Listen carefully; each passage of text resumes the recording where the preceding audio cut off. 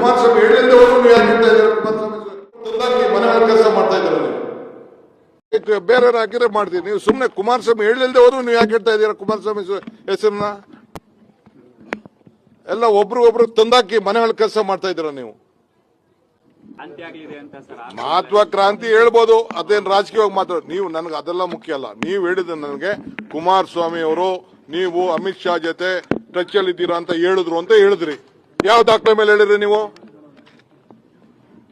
If you asset ಹೇಳಿ ನನಗೆ.